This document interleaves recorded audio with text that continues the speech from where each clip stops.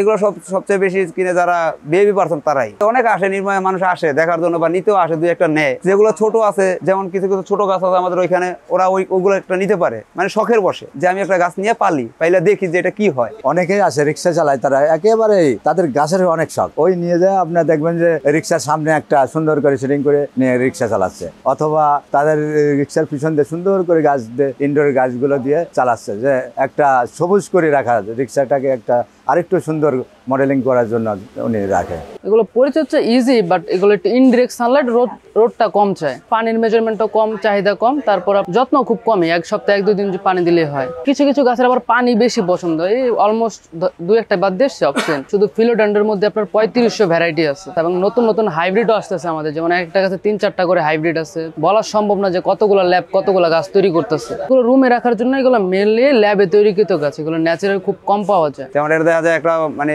প্লাস্টিকের পাতার মতো, কিন্তু আসলে প্লাস্টিক না, এটা গাছ। এই সবগুলো হালকা পানি শুধু, আর কিছুই না। আর আপনি যদি পরিচর্যা করতে চান তাহলে সকালে একবার পানি দিতে হবে, বা বিকালে গাছগুলো একটু ভিজিয়ে দিতে হবে, আর এগুলো একটু করে সার ওষুধ ঠিক মতো দিয়ে রাখতে হয়, ঘরের গাছগুলো খুব সুন্দর থাকে। যেমন ইউরিয়া বা টিএসপি অল্প কটা গাছের জৈব সার মাসে মাসে একবার যদি জৈব সার দেয় তাহলে গাছগুলো অনেক উর্বর হয়, অনেক ভালো থাকে। যেমন এগুলো ভুট্টা গাছ, এগুলো হলো গ্রিন ভুট্টা, এগুলো আছে সাদা ভুট্টা। তারপরে এই যে এটা হলো কচু পাতার মতন একটা গাছ, এটার উপরে একটা আছে, এটাও কচু পাতার মতন। এগুলো পরিচর্যা হলো শুধু জৈব সার, এটার উপরে আর কিছু লাগে না। এটা বাংলাদেশের তৈরি না, তো এটা থাইল্যান্ড থেকে আসে, আমরা এখান থেকে এখান থেকে ইম্পোর্ট করি আমরা। আপনার এটা সবগুলো আছে, যেগুলো পাতাগুলো দেখলে বুঝতে পারবেন যেগুলো বাংলাদেশে হয় না, এগুলো বাংলাদেশে কেউ করতে পারে না। গাছ হলো মানুষের ভালোবাসা, গাছে অনেক অক্সিজেন আছে, কারণ অক্সিজেন ছাড়া মানুষ বাঁচে না। যেরকম গাছ মানুষকে অক্সিজেন দেয়, আবার মানুষ থেকে গাছও অক্সিজেন নেয়, কারণ উদ্ভিদ ছাড়া কিন্তু প্রাণী বাঁচে না। ঠিক আছে, উদ্ভিদ থাকলে প্রাণী বাঁচবে। এগুলো সবগুলো ভালো মানে। অ্যান্থোরিয়াম, অ্যালোকেসিয়া, তারপরে আপনার থাই মানি প্লান্ট, এগুলো সবই ইনডোর প্লান্ট। এগুলো ঘরের ভিতর থাকে, ইনডোরে শেষ নেই। এগুলো ক্যাকটাস এবং ইনডোর মিলে প্রায় 1000 প্রজাতির গাছ আছে।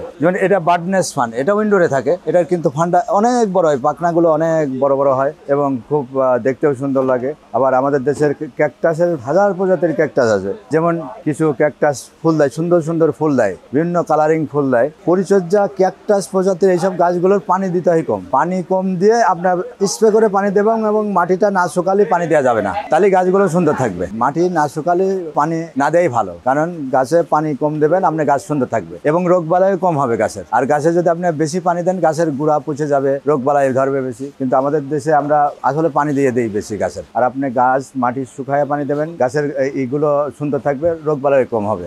এই গাছগুলো সংগ্রহ করে বেসিক্যালি ফ্যামিলিতে অনেকেই সংগ্রহ করে যে নিজেদের বারান্দার জন্য, রুমের ডেকোরেশনের জন্য, আবার আউটসাইডে ডেকোরেশনের জন্য আর কি। আমাদের কাছে 300, 400, 100, 150 টাকা দামের গাছও আছে। তো ওইখানে অনেক গাছে অনেক পছন্দের সুন্দর গাছ আছে কম দামের ভিতরে, ওইগুলো তারা সংগ্রহ করতে পারে। এগুলো আসলে আপনার মেনলি রুমের ভিতরে এবং একটু কম আলো পছন্দ করে, তো রোদের তাপটা পছন্দ করে না, তো ইনডিরেক্ট সানলাইট পছন্দ করার জন্য বেসিক্যালি সবাই রুমের ভিতরে সাজানোর জন্য নেয়, এই জন্য ইনডোর প্ল্যান্ট বলা হয়। মেনলি এই গাছগুলো রুমের ভিতরে অনেক বেশি অক্সিজেন সাপ্লাই ক্রিয়েট করে, এবং বেশিরভাগ প্ল্যান্টের রাত্রে অক্সিজেনটা ক্রিয়েট করে, যেটা সব গাছ করে না, এই জন্য আর কি এই গাছগুলোর চাহিদা বেশি। হ্যাঁ, ইনডোর প্ল্যান্টের অনেক ভক্ত আছে যারা ইনডোর প্ল্যান্ট অনেক ভালোবাসে, যেমন আমাদের কালেকশন আছে, এবং আমাদের অনেক বড় বড় কাস্টমার আছে যারা অনেক গাছ কিনে ইনডোর রুমে রাখার জন্য।